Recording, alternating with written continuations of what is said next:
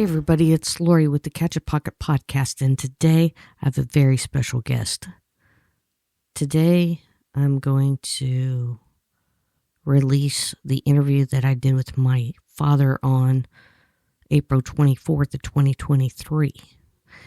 It was done about 6 years after he had a slight stroke, and how we discovered the stroke was he called, or I called him, and while I was talking to him on the phone, I noticed he was slurring his words, and I asked him if he had been drinking.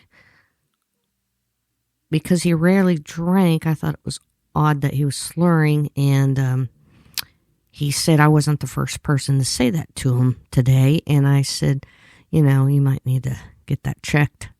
And he went to the hospital, and while I edit this interview with my dad, I can hear his slight slur that he never really completely got past throughout his life. And it always reminded me of our mortality. In December of 2023, my dad called me and he left me this message. Hello, this Dad. I know you're probably in a meeting, but I thought I'd just give you a call and give you an update on what the doctor had to say today. But call me when you can. He informed me there that his doctor had called and said that he had a cancer called multimyeloma. It's not curable.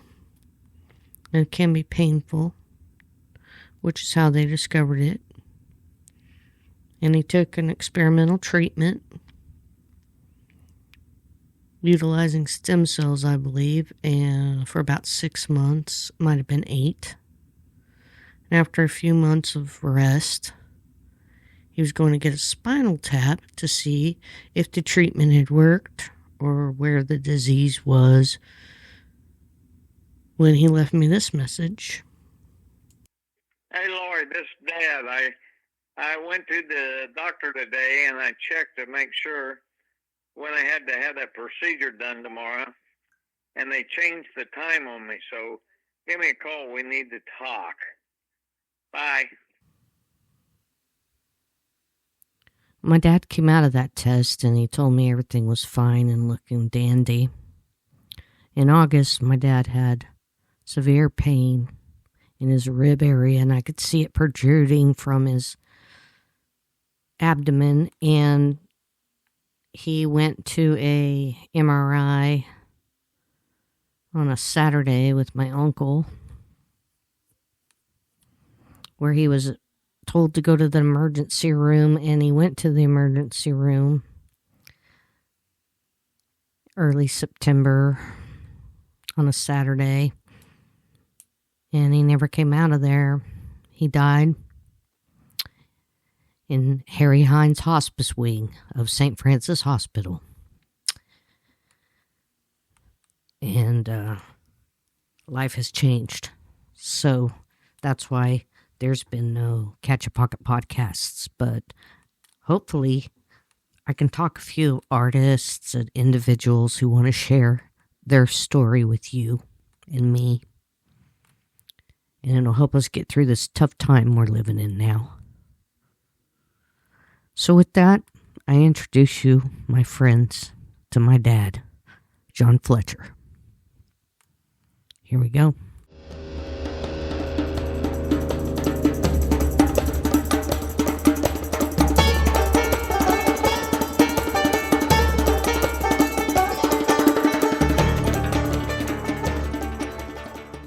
I'm here with my dad, and and so we're going to talk about where you were born, or actually, like, do you want to talk about before, like, your ancestors or anything? We came, when I can remember, my grandparents on my mother's side lived in Fredonia. And my dad was born around Sedan, Kansas. and there's a burial plot between between Sedan and Longton, and it's called Crum Cemetery. Crum? Crum. It's a little bitty country cemetery, and my grandpa was buried there. My grandpa Fletcher. Okay. And he was 22 years older than my grandma Fletcher. Oh, wow. And the way they met was my grandma Fletcher had been married prior to that. And when she got pregnant, her husband at that time just packed up and left. Okay. So she got pregnant and the husband split the scene, and she was married to that person? Yeah. Oh, wow. They were married, and I don't know anything about him. I don't even know his name. Wow. But I could find out. My cousin Joyce lives in Argonia right now. And she'd know her ancestor, like what happened there? Yeah. Okay. Yeah, she would know that. And I had my dad was the first child after many.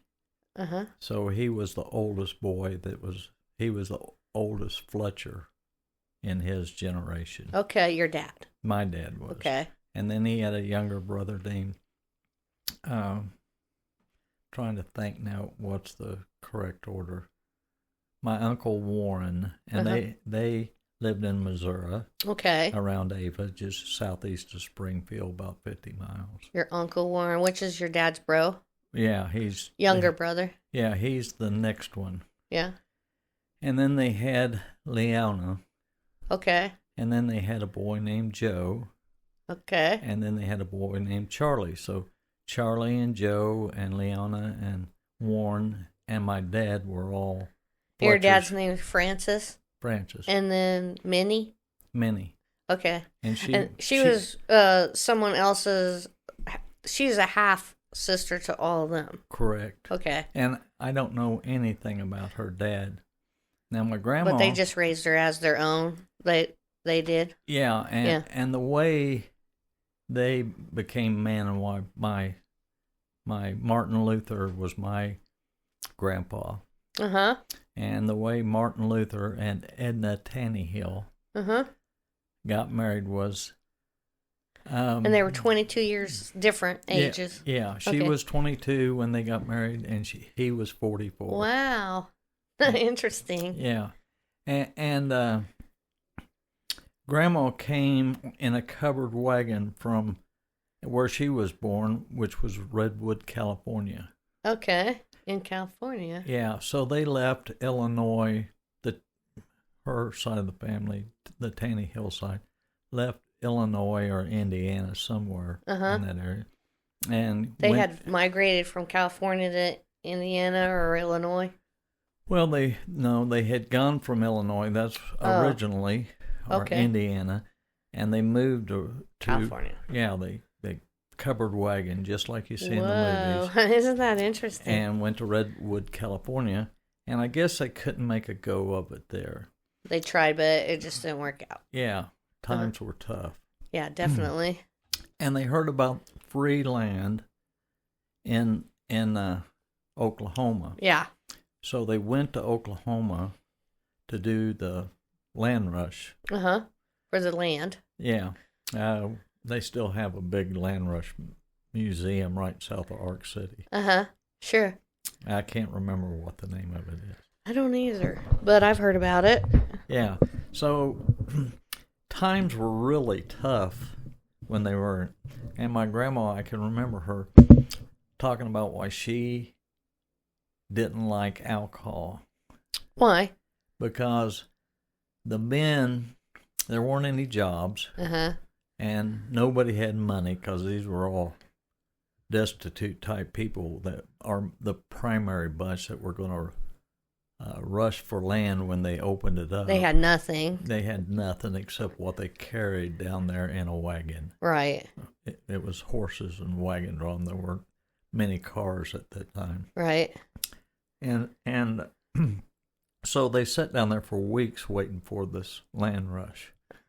And if a man could go get a job or find work to make money to feed their family, a lot of them would go drink whiskey.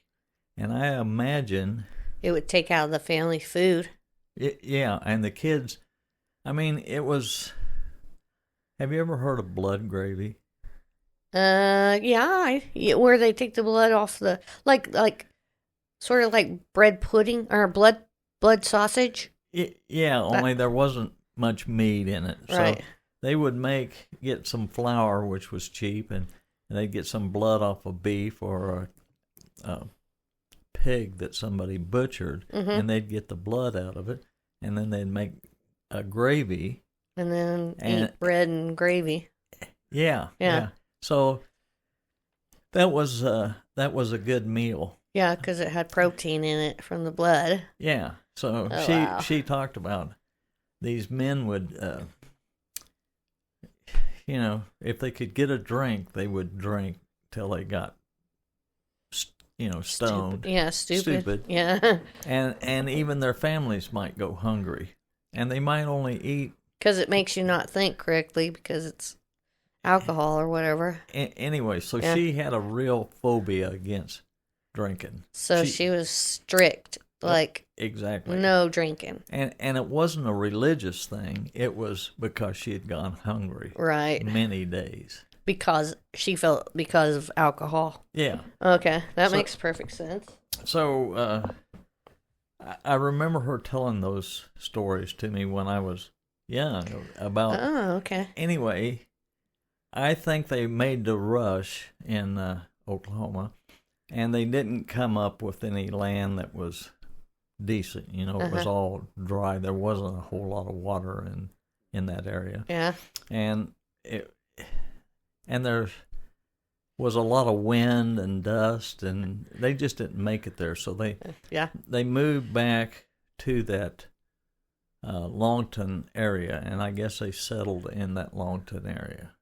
And that's in Missouri? No, it's just north in Kansas. Oh, okay. It's east of Longton area in Kansas. Longton, Kansas. Yeah, if you go down 166. Mm-hmm. And they found creeks and things there. Yeah. Where water they could easily get. Anyway, they established a homestead, or a place they could rent or work for tenant farmers. Like a sharecrop thing. Yeah, something like that. Anyway, the old man, Fletcher, my dad's grandpa, was, I guess his wife had died, because I don't know too much about my. He's your great grandpa. Yeah, he would be my great grandpa, but my great grandma, I never heard too much about him. But when Luther, that would be my grandpa, was 44 years old, he still lived at home farming the land, and the old man, his dad, and I don't even know his name. Anyway, he was already elderly and sickly. Okay. And they didn't have medicines like they have now. Right. So.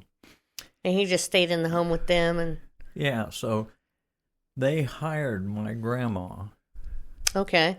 To come take care of him and keep the house and make the meals and. Like be the maid. Yeah, so she got free rent and board, in the house. Anyway, I guess, they had some sort of attracted to her. And she was a woman that had been divorced, which was unheard of at the time. So and she didn't have much of lost his future. Wife? No, he had never been married. At 44, he was still a bachelor. Oh, okay. And he married her with her little girl, Minnie. Okay. And then... That's Minnie. Yeah. That's, your dad's half-sister, Minnie. Yeah. Well, they and never then your dad was called each next? Other. Yeah, then my dad was born as soon as after they got married, I mean. Like right away? Yeah, probably. Yeah. Okay. And they needed farm hands because he had a farm down in that part of the country. Lawton, is it? Near Longton. Uh-huh. And there was oil and gas on they had these little shallow pumps. Right. So they were pretty well to do at the time. Oh, okay. And that's where my dad learned to cuss, if you wanted to know. How come? Well, he was too young to go to school at the time. Uh-huh. But he ran that farm. Even though he's 3 years old, he's 4 years old. 3 or 4 years old. 3 or 4. The kids. He knew what he was doing. Yeah. Like around the animals and such. Yeah, and it was a big deal for his dad to buy him a pocket knife. Oh, at 4 years old? Yeah, at 4 years old. Yeah. He had 4 or 5, maybe a little older than that. Yeah. But anyway. Before school. Well, it might have been in the summertime. Yeah. After he started school. Yeah. Because he wouldn't have. I heard one time his dad, my grandpa, Martin Luther, was on the school board. Okay. Wherever they were. Right. And my dad, when he was going to school, they put those old telephones that used to be, they had a thing to make the electricity so you could talk, but you had to spin them, and it created a charge. Uh-huh. So whenever you wanted to talk, you had to roll a handle on the side of them, and then you could talk. Okay. Well, they took one of those apart. He and a couple of the kids. He went to a one-room school, right? Where you went from the first grade to the 8th grade or something until you got ready to go to high school. Well, he and another fella, or a couple of them, went out to the outhouses because the school had outhouses. No indoor plumbing. No indoor plumbing. Oh, wow. Where he went to school. And they put a wire and ran that wire over to the telephone crank. Uh-huh. And he was on the cranking end, and then they had a lookout whenever somebody would go in. They would give him a hand signal or some sort of signal. Well, the teacher went into the outhouse. Uh-huh. And he zapped her. Oh, they had a wire to the toilet or something? Yeah. Oh, so when she would sit down, she would get a shock. Well, he got his rear end whipped. I bet. And probably in front of everybody, too. Yeah, he got in a lot of problems. And his dad was on the school board. So he wasn't the best student. No, he wasn't the best and brightest of that. Kind of brightest, but not the best. I could see he had his leadership roles set early in life. Yeah. But his dad would buy him these pocket knives when they would go in, and he'd whittle until he cut himself, and then that pocket knife went zooming down into. They had a creek running through the place called Salt Creek, and that pocket knife would end up in Salt Creek every time he cut his finger. And I can just imagine where he learned to cuss, though, was they drilled these shallow wells. It was in the early oil and gas exploration time. Okay. So they had these wells on it. And when they drilled them, they had these wildcatters come in. Okay, to do the that's drilling. who taught him the cussing. And he thought these wildcatters were great men. And he would go just associate with them all he could. Yeah. and their language was colorful, to say the least. Yeah. Anyway. So that's what he would tell you, the story that he learned to cuss that way? Yeah, and then every time he would cut his finger, that knife would go in the creek. And the vulgarity would roll that he had learned from these wildcatters. Experience from these wildcatters. That's funny. When he was a young man. Yeah. But Martin had a large family come along now, so he bought some more land and he put it, on payments. Okay. Which is something we do a lot of today. Right. Well, he didn't know this, but there came a depression right about that time. And his health, he had a heart attack. probably worrying about making payments. Right. Although they had oil checks coming in all the time, they had more debt than they had income. Okay. And these shallow wells didn't really produce that much, Uh-huh. So anyway, they lost their farm. Oh, no. And my grandpa Fletcher had a heart attack about the same time. Okay. So they moved to Fredonia. And that's what made him move to Fredonia? Yeah. Fredonia because they just found work there? Well, first of all, it was a county seat, and there were doctors and such a hospital doctors. Bigger city type deal? Yeah, it was in Wilson County. It was probably the biggest city in Wilson County at the time. I mean, it used to be a prospering little burg, and it was the county seat. And my mom grew up there. Okay.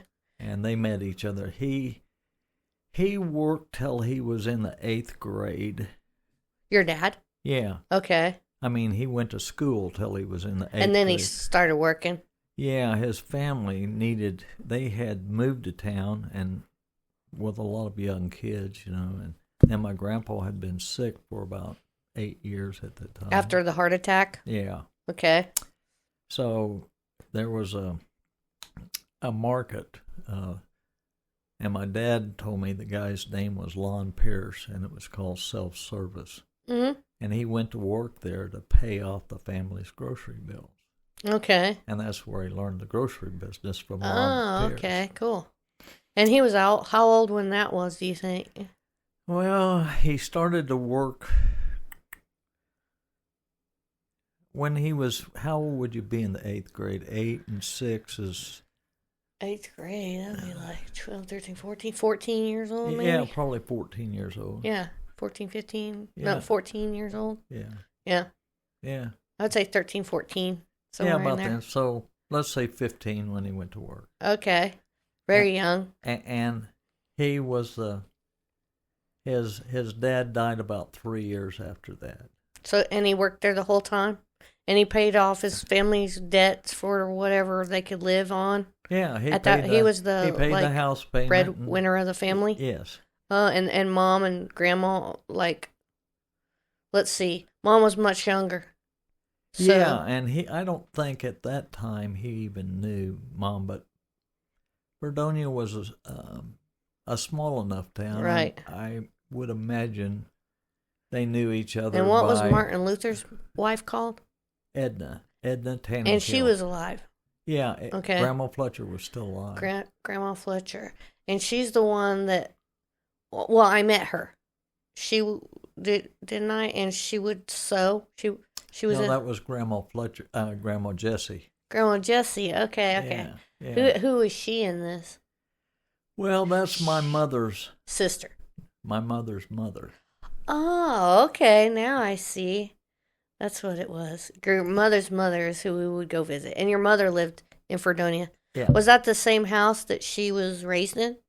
No. They had a farm. When she was a little girl, they farmed out east of Fredonia.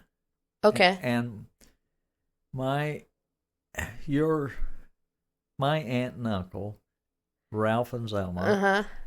I know them for sure. Yeah, you knew them. And they bought that farm from my grandparents. So they lived wherever that homestead originally was there in around Fredonia? What I knew were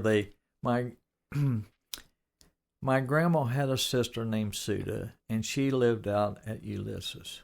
Okay. So I'm thinking that prior to this time, they had lived out in western Kansas. Mm-hmm. My grandpa said he was a Dutchman. Okay. And there were a lot of Dutch colonies out in northwest Kansas. So somehow, southwest Kansas is Ulysses, and northwest Kansas, I never heard of the town, but I know he had relation that lived up around Russell. Okay, yeah. Anyway, that's, I think, where they met. And I never really knew too much about them.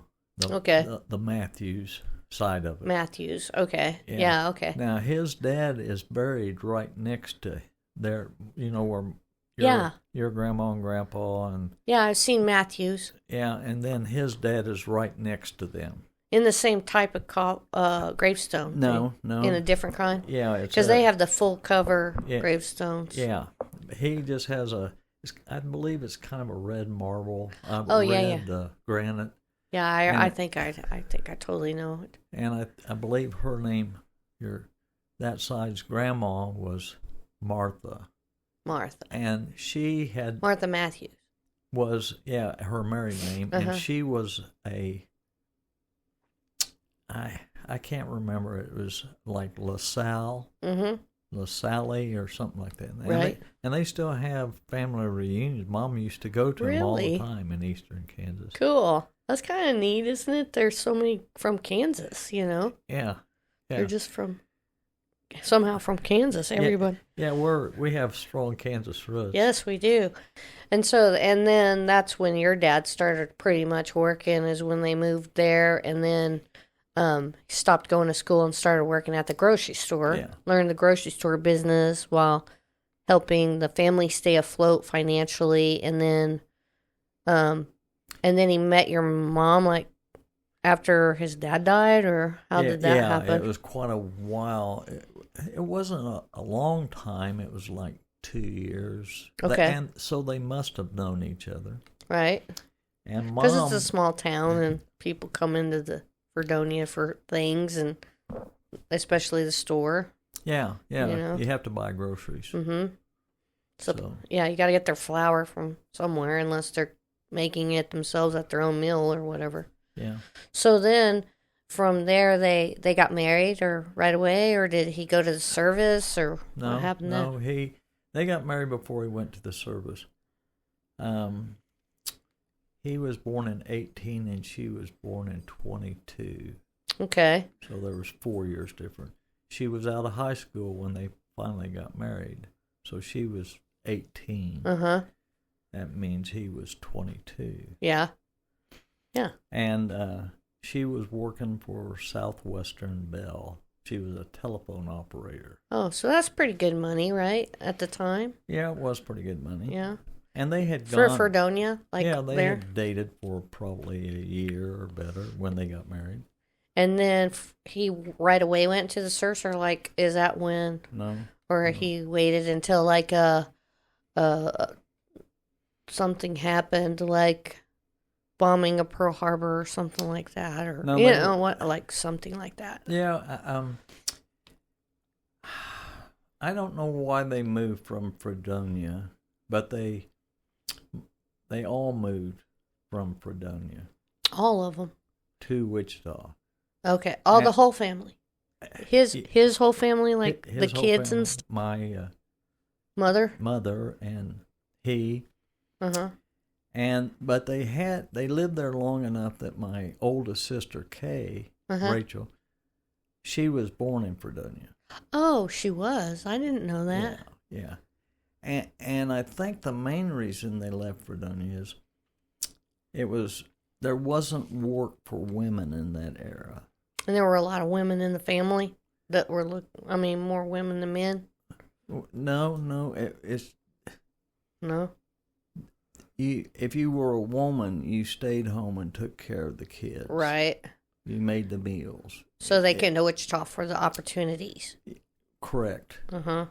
And I believe they moved into Plainview. Okay. And had a little house in Plainview. And my sister... And that was pre-war. So, it was war housing for the people that working at the factory? Yeah. Uh-huh. Factory housing? Yeah. And probably that Boeing or whoever it was, put that housing in. No, it was the federal government. Federal government, okay. And it was to help temporary, with the growth. Yeah, growth of Wichita. Mm-hmm. And the war effort. So maybe it was the war that brought them to Wichita. Mm-hmm. And my mom went to work for Swallow. Mm-hmm. I know, she told me. And Dad, I can remember after I was born, and I was born in Wichita. Yeah. And I... At Wesley? Were you born at Wesley? No, I was born at the Osteopathic Hospital. Osteopathic? It was on Douglas at the time. It's no longer there? There's no building there now. Oh, wow. Cool. That's kind of neat. You were born somewhere that's not there anymore. Yeah. That's cool. Anyway, they... I think after the war, because I was born in 47. You were born in 47. And my dad was in World War II till 45. Were you living in Plainview? Yeah. Okay. And Plainview, let me think. Is that the one at Way 47th Street South? No, it's where you went to junior high school. That's the one by Jardine. Yeah. Ross Parkway? Yeah. Okay. Yeah. Okay. That Ross Parkway was... It's a beautiful area over there, really. If you really look, the way that the creek is and the way that the hills are and the land, and topographical, is really pretty. Yeah, you know? It really was. Mm-hmm. And it was quite a community, too. They had a grocery store. I bet. Everything in time. And it was average income people lived there. Right. Yeah, medium, like middle-class people or lower middle-class people that were regular, average, everyday Americans. Yeah.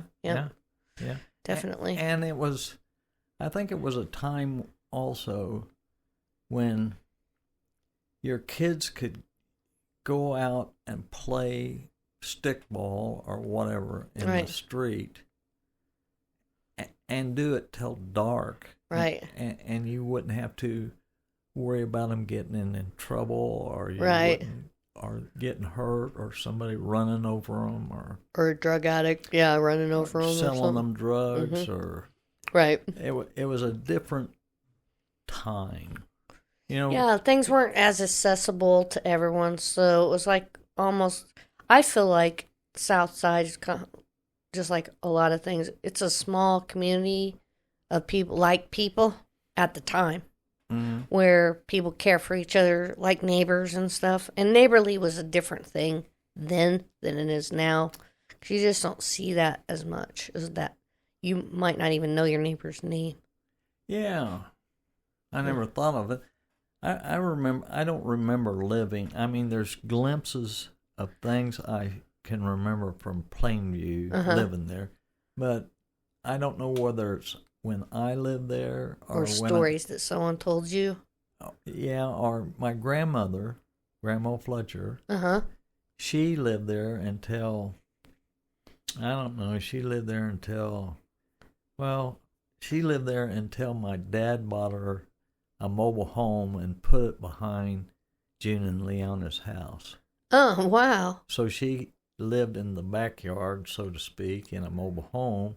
And she walked into the house for dinner or whatever, and yeah. But then she had her own private bungalow where she slept or did her ironing or had her own place. And then she'd come in and she'd watch Melissa's kids because Danny was the same age as I was, and Dima was just a little younger. And then they had.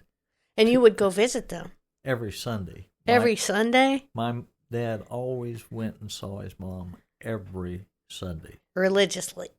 Like literally religiously, because he probably took her to church or something too. No? They went to different churches or whatever? Yeah. Oh, wow. So he just, for dinner? No. Sunday dinner? Or afternoon? I don't know what was wrong with him, but he had to see his mother. Maybe he made a promise to do that. I felt that, he was so young when he started taking care of his family. Mm-hmm. He never, not until the day he died, did he always felt he was obligated to take care of his family. Oh, okay. He always that makes sense. Then the best way to take care of your family is to know what's going on with them. Yeah. And by having a regular visit, then you know what's going on. New pair of shoes. Right. You realize it by being around them and seeing their shape and whatnot. Yeah. It wasn't a telephone call. It wasn't a text message. Right. Because they didn't have those things. Right. And you really don't know unless you see it firsthand what's going on. Yeah. Yeah, that makes sense. You know? Okay. That's pretty cool, though. I think I really like that. So. And I grew up on Ellis Street, 1507 Ellis. 1507 Ellis. So where is that? Harry Street, just east of Hydraulic. Okay, so you're talking like almost downtown, almost. You're like getting your way downtown. That was almost on the outskirts of the city at the time? Yeah, it was a suburb. Now it's like the inner city, almost. I mean, you could ride your bike for like 5 minutes and be downtown. Yeah. From there. Yeah. Yeah. So not far, I wouldn't say from downtown, but okay, so you're midtown area or something like that, well, whatever they call it. I think everyone my age that lived in was probably at some time had lived in an area that you would call Midtown today. Yeah, for sure. Yeah. So that's where you guys lived on Ellis Street, and so that was with your dad and mom. Yeah, and we were the first family to live in that house. Like no other person lived in that house before you? It was brand new. You had it built, or it was like this house where we just moved into a new house? Yeah, it was more like this. They built, after the war, they just built houses. I mean, crazy. Like those houses when you owned that house on Washington Street. Those houses, yeah. They probably built 20 of those. They started 20 at a time, and it took them 2 weeks, and they were building the next 20 on down the street. I believe it, yeah. Because they had no basements. And easy, and they're all exactly the same layout. Well, that's kind of the way this Ellis Street house was. But it was bigger than that because you guys had more people, so how many rooms was it? It had a full basement. Uh-huh. And it was 2 bedrooms. Okay, but a full unfurnished basement. Yeah. And you put all your canned goods and stuff down there and the kids. No. We at one time all us kids lived in a bedroom upstairs. Mm-hmm. And my mom and dad rented out the basement. Okay. To help them pay for the place. Right. You know. And then a little later than that, Grandma Fletcher lived in that basement. Oh, okay.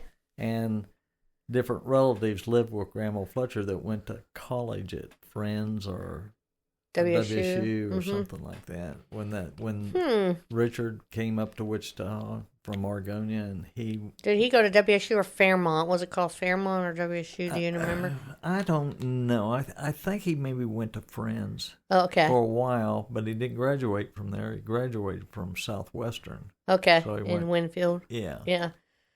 Okay. So is that when your dad and his cousin started the grocery store? No, that happened later. Yeah, when I first born, I was really pretty young when we moved into that house on Ellis Street. Okay. And so you don't remember that? I can remember my grandpa and grandma used to live downstairs before Grandma Fletcher moved in. Another set of grandparents lived there. Yeah. Okay. And they watched our family so my mom could go work for the war effort. Uh-huh. So like Swallow or whatever it was, right? Yeah. At that time, when they were living there, she was working for Boeing. Okay. She had quit Swallow, and my dad had quit Swallow. Okay. Because they both came up and went to work for Swallow, which is it was right on the Washington and Lincoln. It was right on that corner. They built airplanes. Okay. Or airplane parts. Right.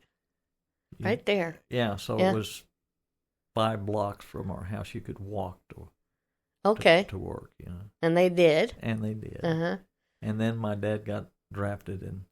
He got drafted? Yeah. Into the Korean War or what? World War II. World War II, okay.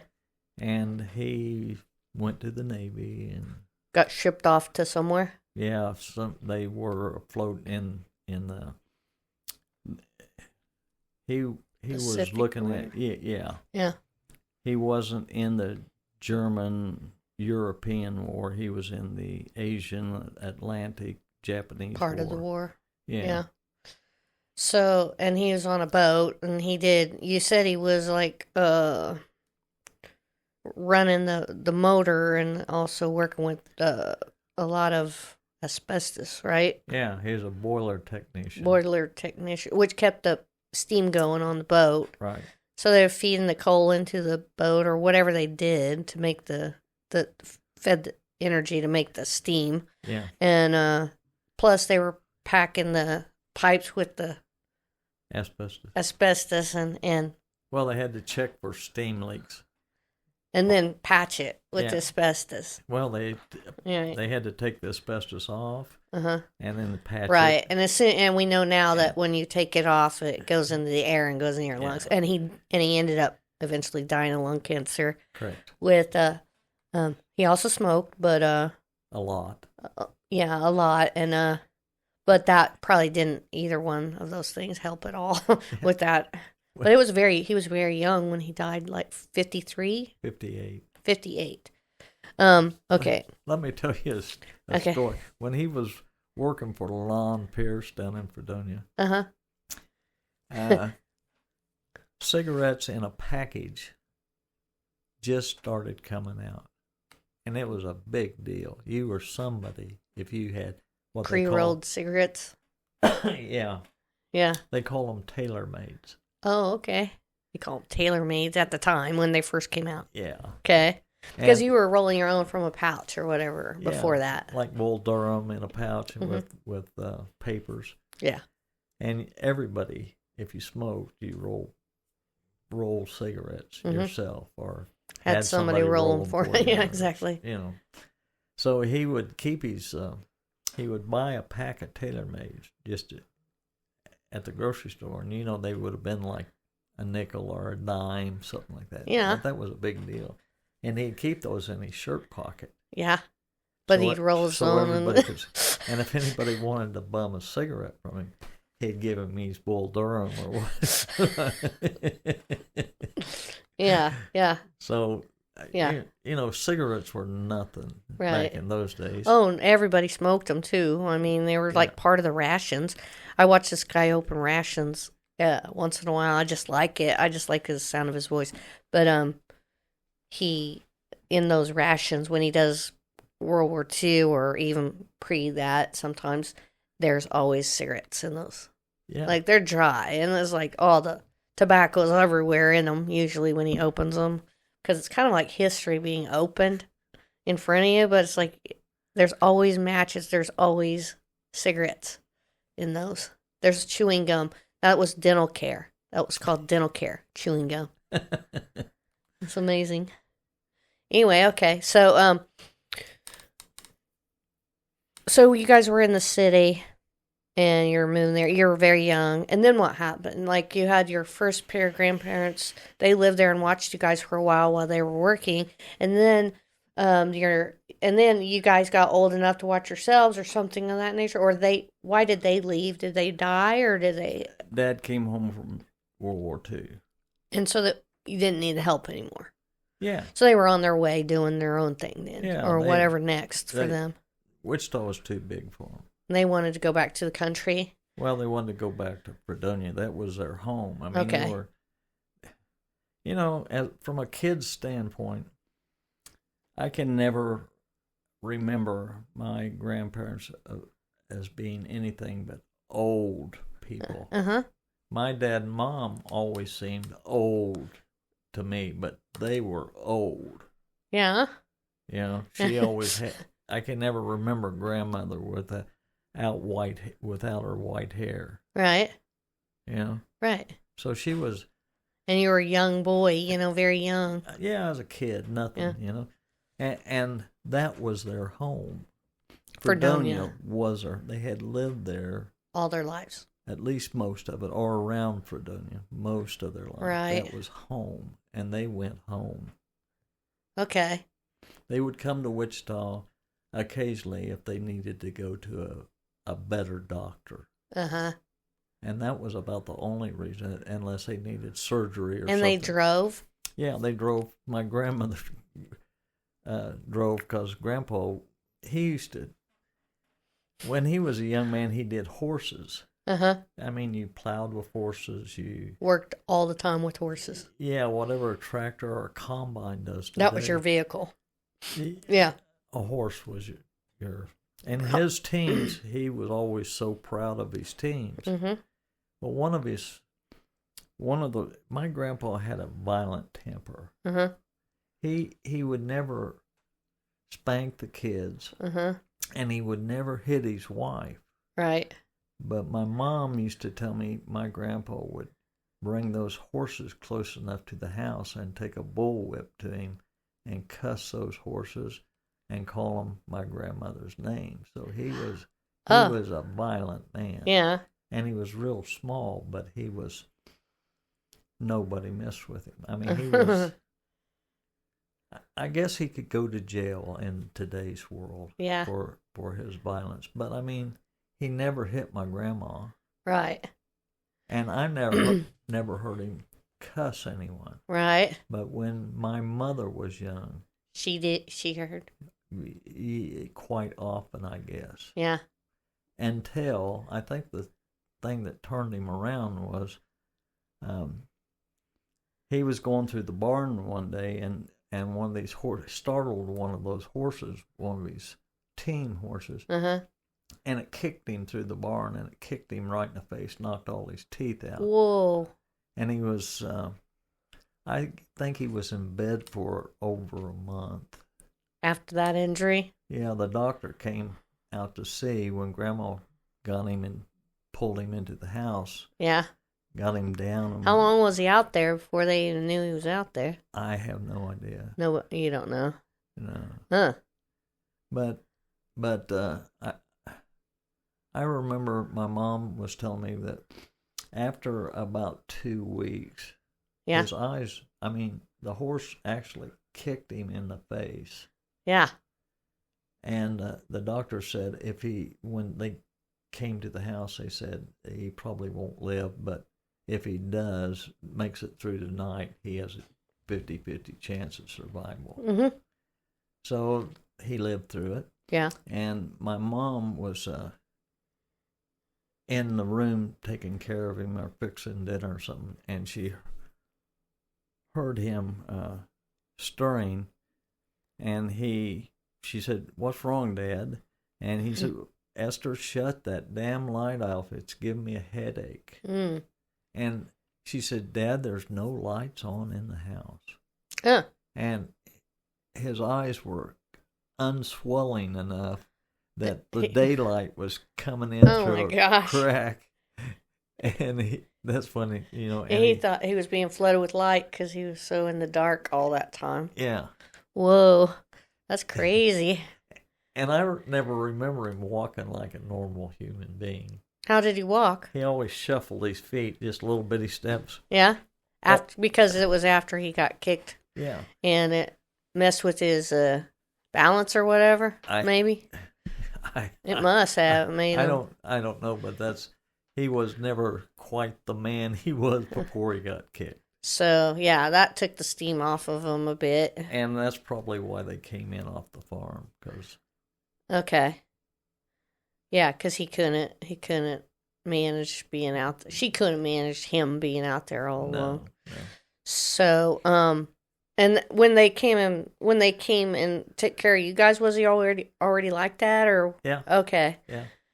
So that happened beforehand, and then they went back out to Fredonia just to live, not on a farm or anything, but just to live in a house or whatever.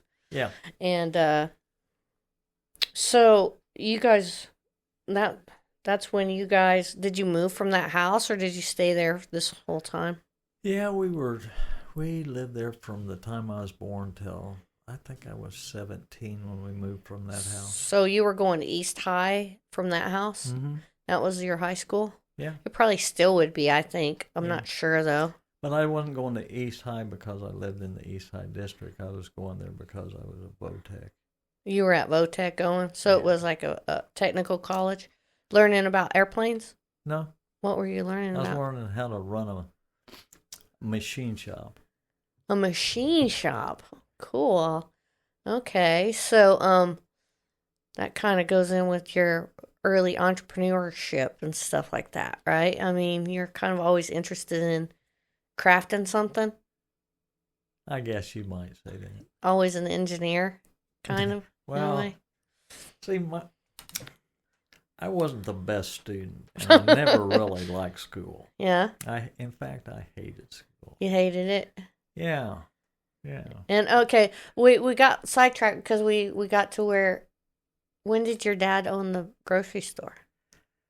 Well, like, how did that come about?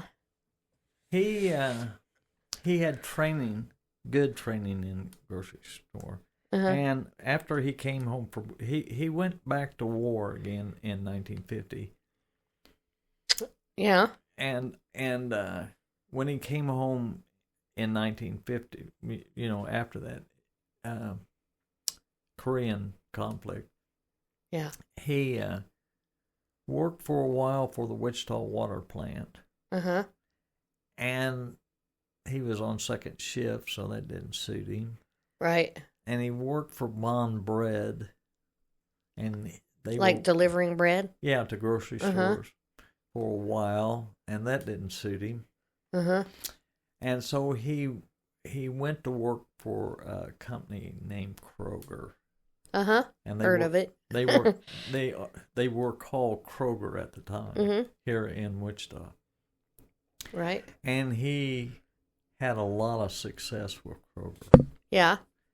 And the guy that was running this district, Wichita. Wichita. Okay. His name was Havlick. And I don't know whether he was a vice president. He was more than just a district manager. He was a VP with the Kroger company. And my dad got to know him real well. And my Uncle Charles at that time was working in a Kroger store. Yeah. For my dad. And Charles got to liking Mr. Havlick's daughter. Okay. So somewhere there they got married. Okay. And about that time they got married, they had one baby, Leanne Fletcher. We always called her Pinky because she had bright red hair. Okay. It's bright white now. Yeah. She's still alive? Yeah. Oh, okay. Lives down in Dallas. Oh, okay. Cool. So anyway, they had a baby, and Havlick, the old man Havlick, told my dad that Kroger's was preparing to leave Wichita. They're going to sell the whole shooting match. They were going to sell every Kroger store and leave, abandon this district. Right. And I don't know why, but they had made a corporate decision to do that. My dad knew that was going to happen. So he got all the money he could get together, and that's why my Uncle Ralph and he were partners, because Ralph had more money than he did. Yeah. And they became partners and found a grocery store and bought it and went into business. And that building was already there when they... Oh, yeah. Yeah, it was like a gas station or something like that on the corner or something like that. It was a grocery store already? It was a grocery store with a locker plant back. Okay. Which was important because of meat and all that stuff. And they were successful in that grocery store enough that they bought... There used to be a pharmacy right next door to it, a drugstore. Okay. And in back there was a laundromat. And that's a lot of stuff in that little thing. Yeah, so they bought the entire building, and that's the building on the Pawnee and Washington corner, where there's now like a Vietnamese market there. Yeah, really good one actually. Wasn't that building though? It was a different building. That's a newer building than the one that was there. Yeah. So they tore the old Parker, and that was called Parker Fletcher Grocery. Thriftway, yeah. Thriftway, and then you said they bought another one. They expanded it? Oh, no, they just took over the whole building. Oh, and expanded their grocery store. And so they ran the laundromat? No. Somebody else did? They took the laundromat out, and they just took the whole building for the grocery store. Yeah. So it was just like they needed more room. Yeah. For stuff. Yeah. So it doubled the size of the grocery store. Mm-hmm. And at that time, there was a giant store came into town, which are these big discount grocery companies like Walmart is today. Mm-hmm. A giant store that sold groceries. There were a couple of different ones. And I IGA or something like that. And I think that's what ended the mom and pop grocery stores, because there were several fairly large, well, in those days it was fairly large mom and pop type grocery stores. Mm-hmm. So, yeah. And that was like you guys had a pretty big one. Yeah. And you guys would like deliver groceries to people's houses and stuff, and it kind of was people started getting their own cars and having more mobility and stuff like that, and those bigger grocery stores with more things or cheaper or whatever it was happened kind of all right at the end of that, and then they sold it. Yeah, a guy by the name of Phil Ruffin. Oh yeah, I've heard of him. Well, he has quite a history, but my dad knew his dad pretty well. Uh-huh. And Phil came in one day, and he didn't want anything except the land. Uh-huh. So he gave him an offer for the land that was a pretty good offer at the time. And so they sold it. And sold all the groceries in it. He gave him enough time. He wasn't in a rush. Yeah. So he gave him enough time. They sold down the groceries and going out of business, sell. Come get it. And and then had a big auction at the end and sold every piece of equipment, all the cash registers, all the meat cutting devices. They ended up making a little profit off that, I hope. Oh, they made quite a bit of money. Yeah. Really, for that time. Right. And then, so that kind of gave them their opportunity for retirement or something like that, or they went on to do more things. Well, at that time, when they were finished with the grocery business, they bought a farm in Ava, Missouri, which my dad's brother Warren he started off when he got married. His mother-in-law gave him 80 acres of land, and they cut the timber off that 80 acres and built their house. Mm-hmm. And I can remember we would go. They built the house from the trees that were on the land? Yeah. Cool. You never hardly do that anymore. Sorry. It wasn't a log cabin. Right. No, I mean, they got milled and then they had 2x4s made out of those trees that came off that land. Yeah. That's really cool. To me, that's really cool.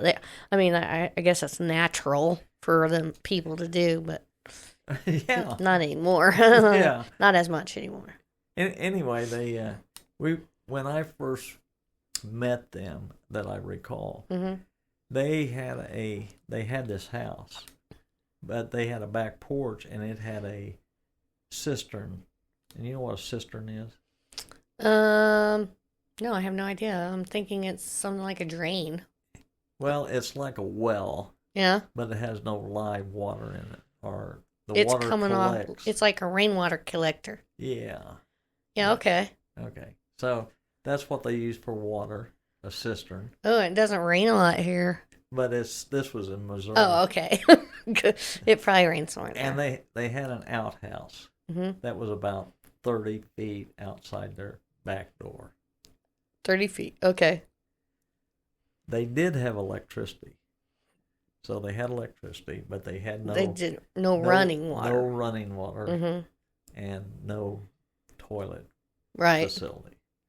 And they built he was working for a craft food company making cottage cheese in Springfield. Okay.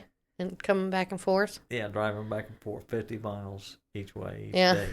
Oh, man. And which is a lot for those old cars, because they didn't run long, like... Yeah, you're right. Not like today's cars. But you could fix them, though.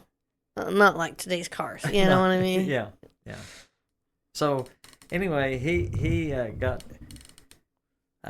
built a grade A dairy barn. Okay.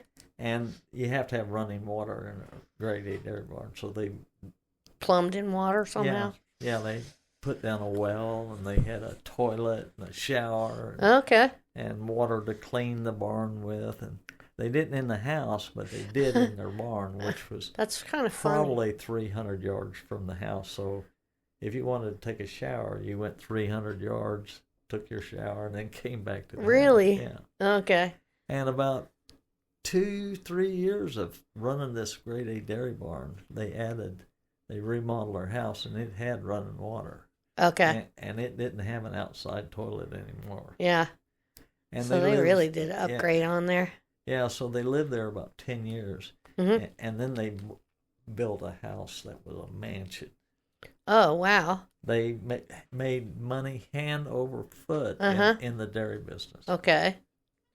And they made good money on the dairy farm. They were able to build a mansion of a house compared to the beginning of it. And then they sold out of the dairy farm.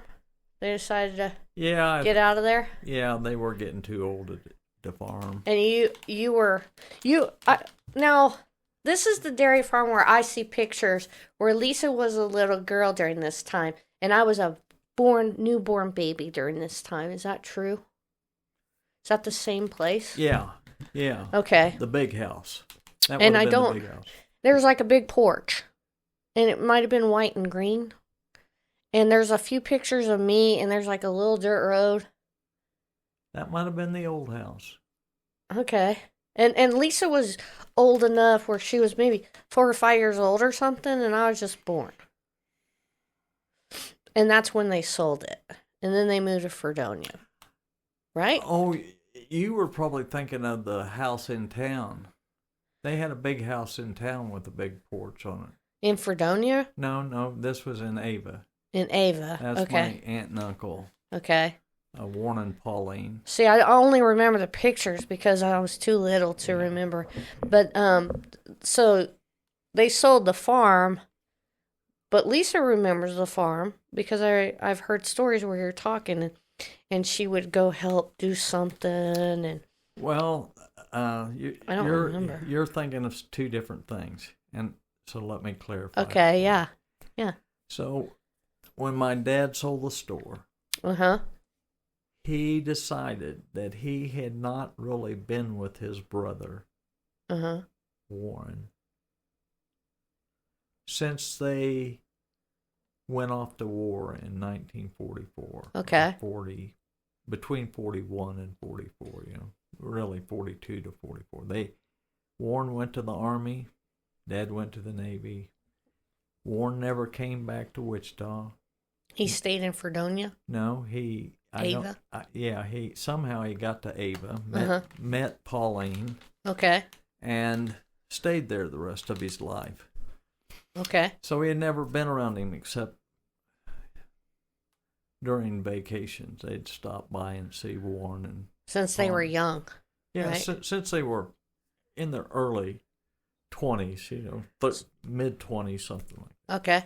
So, anyway, he thought, and Dad always liked the farm, too. He had fun, maybe misguided memories of living on the farm in his youth. And so he thought he would go become a gentleman dairy farmer. Gentleman dairy farmer? Yeah, that means he didn't think it was going to be that hard of work. Oh. He had no idea what being what a real dairy farmer does. He thought it was like this easy job, and it was not. Yeah. Okay. Yeah. And I could see that. And I think they lived on that farm down in Ava. That's your dad and mom. Yeah, and that's the house you that remember. I see the pictures. Yes. Okay. Yeah. I don't remember it at all because I was like less than 1. Yeah. When this happened. And that was the barn where Lisa. I see the pictures, and she's like feeding a horse or something. Baby calves. Whenever. Okay. in a dairy farm. See how the memory is such a funny thing. You never let the calves feed off the mothers. You separate them So that they produce the milk. Yeah. So then, that's all the milk for the cows. Yeah, okay. That's where the milk's coming from, and they'll produce milk for 9, 10 months. After they have a baby. Yeah. But you separate them. And then you let them, immediately you separate. But you're going to sell those calves, or you're going to keep them to replace your herd as you get other if they're female. And if they're males, you're going to butcher them, or you're going to sell them. Uh-huh. Okay. So sell them to be butcher or whatever. Yeah. To be something else. Yeah. Stud farmer or whatever. And anyway, that's where you were seeing those pictures from. Okay. So 2 different farms. Yeah. We're talking about. One of them was a real success of dairy farmer. Yeah. Warren was. Yeah. And then your dad came and kind of bought a farm, and it didn't pan out the way he liked. Like he was used to, or it was just much more work than he was expecting, and he couldn't keep up with it. Well, there were several things. Mm-hmm. And you won't remember these, but we had a gasoline shortage. Yeah, I don't remember.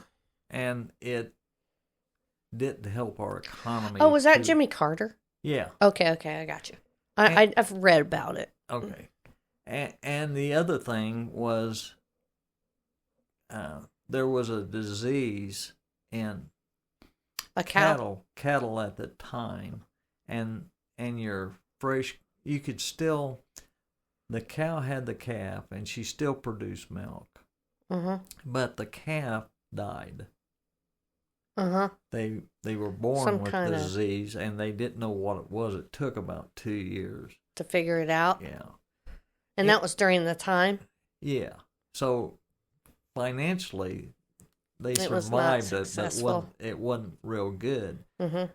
My dad, in that same 2 years, he got Rocky Mountain spotted fever. From a tick? From a tick. Okay. So he got sick. He got real sick. Uh-huh. And he recovered from that, and a hog bit him. A hog? He had some hogs. They would raise hogs, and they're mean, right? Well, they can be. Not all of them, but they can be mean. The males. Females can do. They'll bite you. Hogs will bite you. They will, huh? Yeah.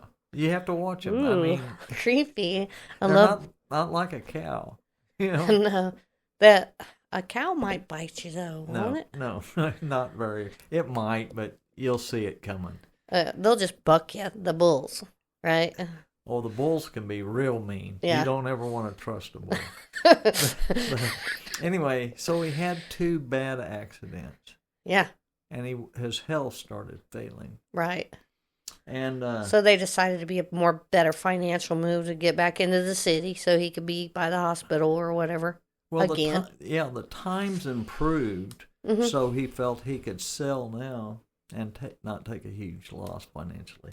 The gas prices were coming back up and that kind of thing. Yeah.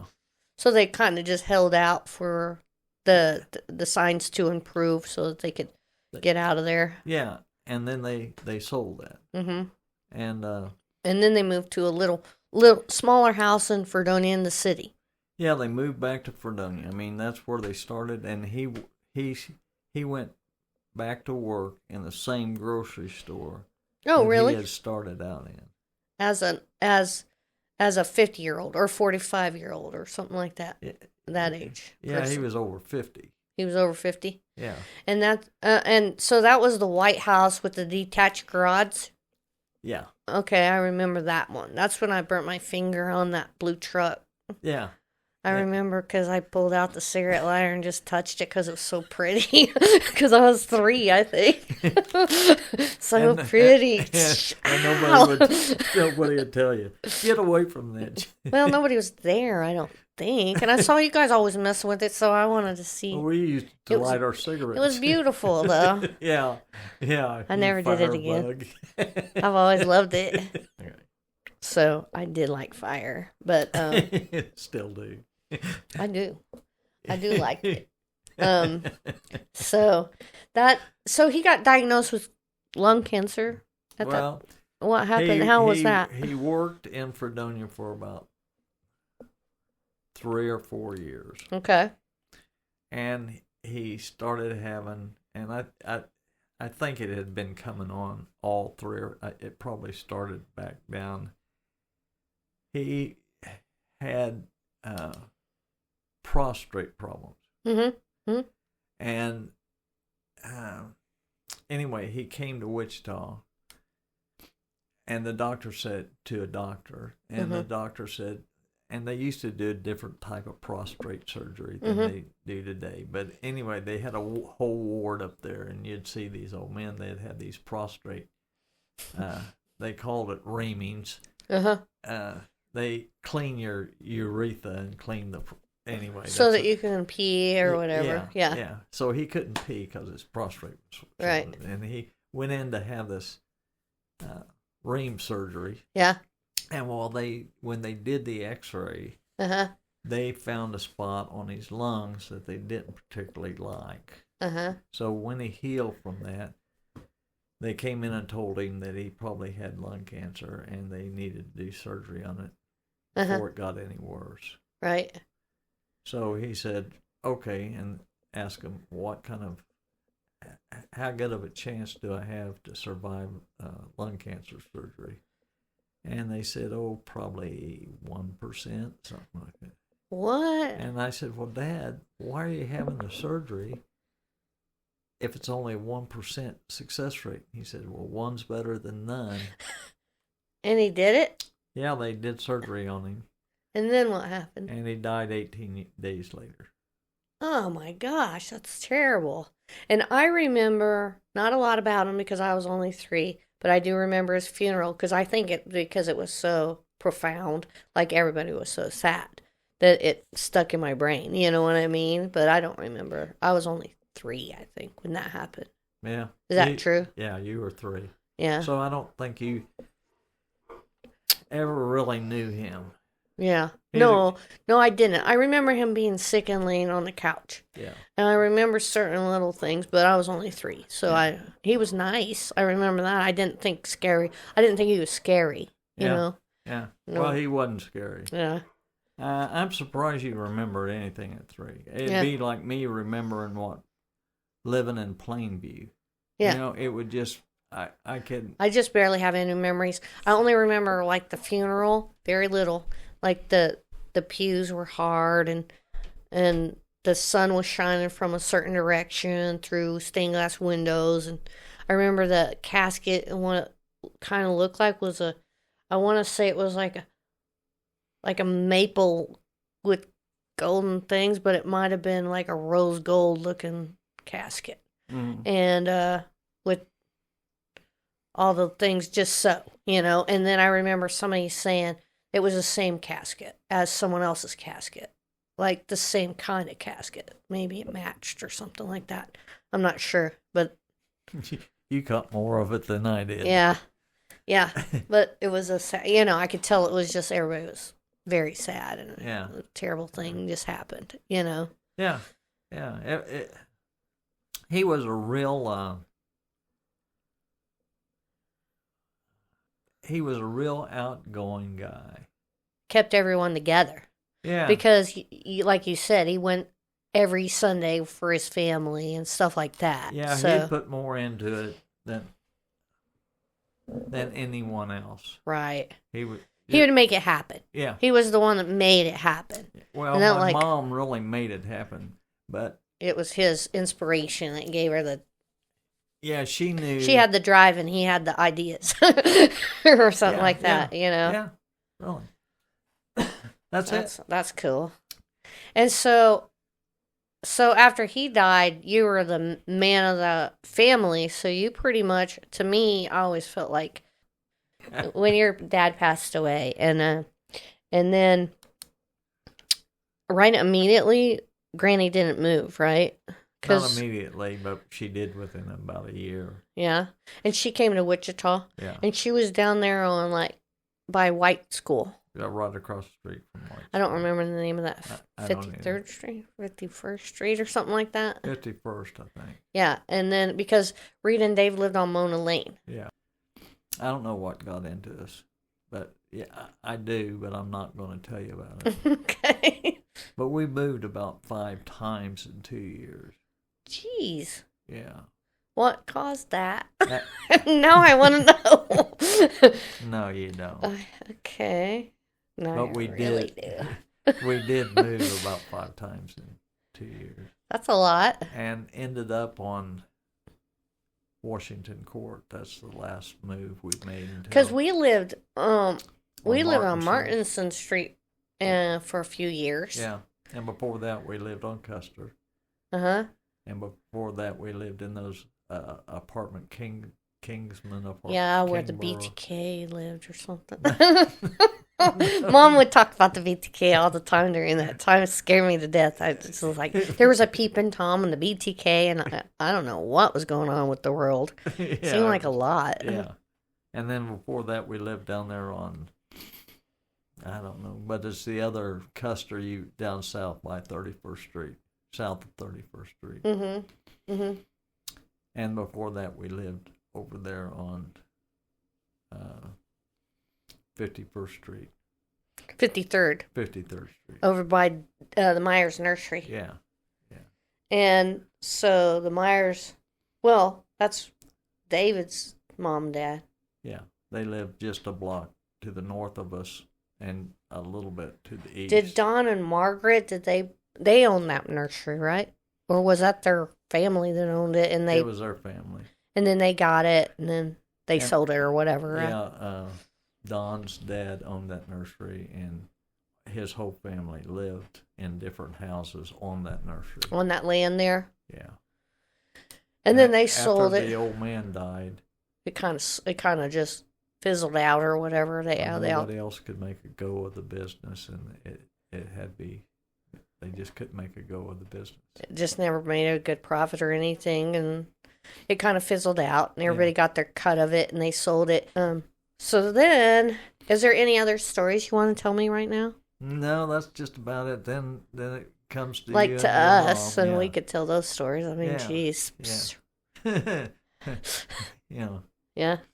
So, my dad was pretty successful and not overly successful. He's I'm a lot like him in the fact that just worked hard and liked your family, did well with your family and that kind of thing. You didn't just up and leave. You weren't a scoundrel. You didn't beat anybody, and you didn't really drink too much. So you worked really hard for your family. I feel like you're like a. Well, when I was in high school, I liked to fight pretty well. Yeah. And I did a little drinking. Yeah. You went to the Navy too. And I went to the Navy, and I think I really believe that going to the Navy was the smartest thing I could do at that time. Uh-huh. And I think if more people went in the service, I really and truthfully believe this, if more people went through boot camp at least, uh-huh. or joined the service and gave 2 years of their, or even 1 year mm-hmm. of their life away from their friends and their family, you're taken out of everything that you call comfortable, uh-huh. that you've created, either your parents have created for you or you've created yourself at that age. Uh-huh. Because you've really, at 18 years old, you may feel you're a big man on campus, or right, or you've got the world on a string, or you know everything or whatever. Yeah. Mm-hmm. If you're taken out of that comfort zone and put in a disciplined comfort zone, it changes your whole life from that point in time on. Yeah. It truly does. It makes you into the person, adult you're going to be in some ways or shapes or forms. Well, yeah.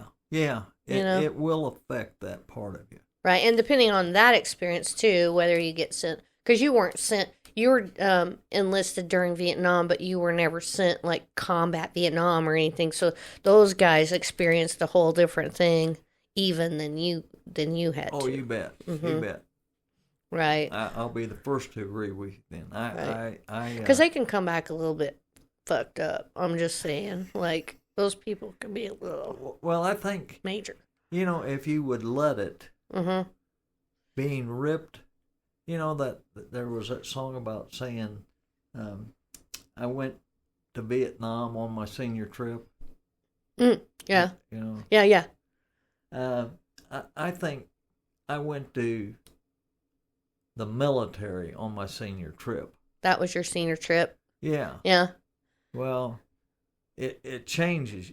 Right. It physically and mentally changes. I think what they call PTSD. You could get it by just being ripped out of your life the way you've been raised your whole life and sent to the military, go through boot camp and survive it. And you know,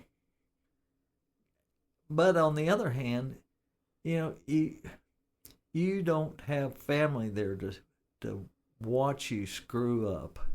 Right. And you're going to. Right. No matter what. No matter what. Because you're taking out a left field there, because you're going into military and how that whole lifestyle is. Yeah. And it's not the same as. And it's really up to you to make it or not make it. Right. You know?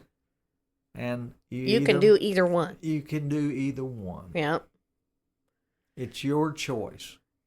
You know, kind of like, you don't have to like it, but it is your choice, and you know it's your choice. Yeah, and there's direct success markers, and you can choose to do those, or you can resist against them. Exactly. And it's, you know, yeah, I think that's one of my biggest things that I always feel like I should have done that. I think it would make me feel like one more sense of accomplishment in my life that I don't have. You know what I mean? Like if I could have done something challenging like that and succeeded, which I feel like I would have at the time, you know, I don't know if I would now because I'm old and it would kill me probably, but 18 years old, you know, it would be just like a sense of accomplishment that I feel like I missed out on by choosing a different path. Yeah, and you chose a pretty good path. Yeah. I mean, but it wasn't the one you started out with at 18 when you got out of high school. Right. You had to develop that, and it took you more time. You may have used more logic in choosing the one you did than you would have if you got to go to the military on your senior trip. Right. I don't know. Yeah. You never know. I'm really proud of both you girls. Yeah. I mean, because it's not because of me or your mother, either one, that got you where you're at today. And I think you're both successful in your own, I wouldn't change a thing about either one of you girls. Aw, that's nice. Yeah. Yeah.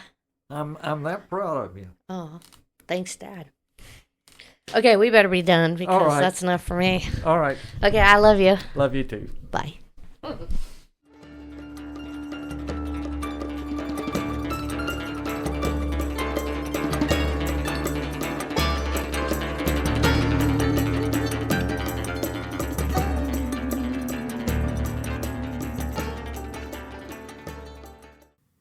Okay, guys, if you made it this far, you made it to the end. I'm always looking for someone to tell their story to me, and if you're willing and able, I'd love to have you over. We can do it over the internet, the telephone, or right here in person in Catch a Pocket Podcast Studios, home of Antifa. Just letting you know ahead of time. I love my dad. I love my family. I love you guys. Thanks, Kirk, for the music. Thank y'all for listening. I hope you guys catch a pocket you can be proud of.